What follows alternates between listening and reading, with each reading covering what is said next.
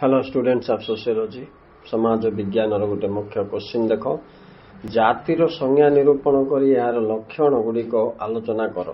तो पिला प्रथम उपक्रम लिखो भारतीय समाजर एक प्राचीन सामाजिक अनुष्ठान होची जाति है वर्ण व वृत्ति दृष्टि भारतीय हिंदू समाज को परवर्ती वैदिक जुगरे जाति प्रथार सृष्टि फल समाज को चारिबार व्यक्त करते ब्राह्मण क्षत्रिय वैश्य शूद्र एटा लिखिबो। अच्छा तापरे जातिटी संस्कृत शब्द जत रु आसी जार अर्थ होची जन्म।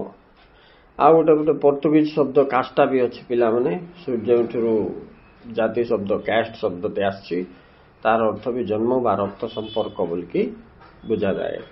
तो आम एठू गोटे कथा जानले जे जाति प्रथा निर्धारित रक्त संपर्क वो जन्म द्वारा नियंत्रित होछि।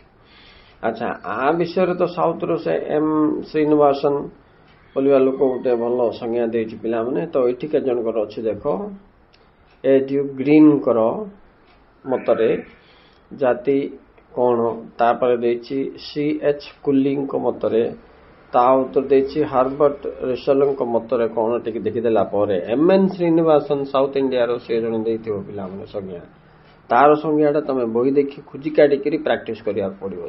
से लोकटा सोशियोलॉजी अध्ययन रे साउथ इंडिया रो बड़ टॉप एम एस श्रीनिवासन तार। तापर देखिबा लक्षण बा वैशिष्ट्य गुडी को कोन कोन जातिर तमे लिखिबो केतरा पॉइंट देछि 1 2 3 4 5 6 7 8टा पॉइंट अच्छी पिला 7 मार्क उपसंहार लेखिरी संज्ञा लेखिरी 7टा पॉइंट 8टा पॉइंट लिखला बेलू यथेष्ट हम।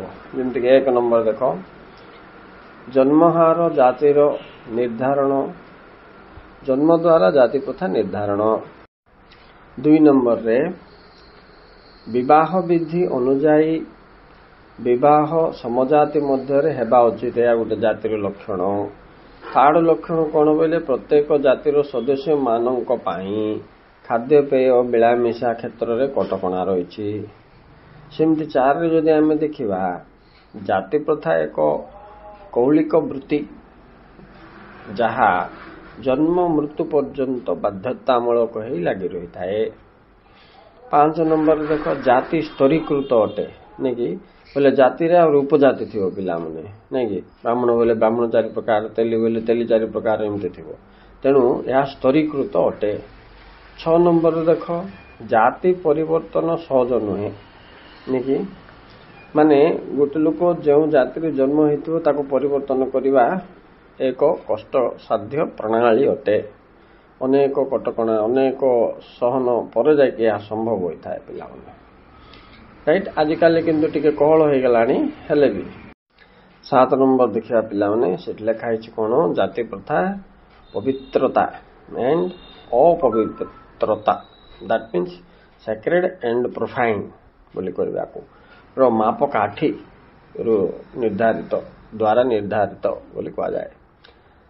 तापर जेस घुरे ना पूरे मतरे एटा पिला माने जाति रो वृत्तिगत कटकणा अपरिहार्य वृत्तिगत कटकणा अपरिहार्य जाति अनुसार वृत्ति आमर निर्धारित होता है। एटा को जजमान प्रथा बोले कहते पिला माने आम भारत समाज रे एटा पारंपरिक भावे प्रचलित जमती ब्राह्मण का पूजा करिवो दुबा का लुगा सुपा करिवो भंडारी का बाल काटिवो ये वृत्ति सहित जातिर संपर्क को जजमान सिस्टम बोली कहा जाउतला। सोशियोलॉजी रे एटा important concept. Thank you students.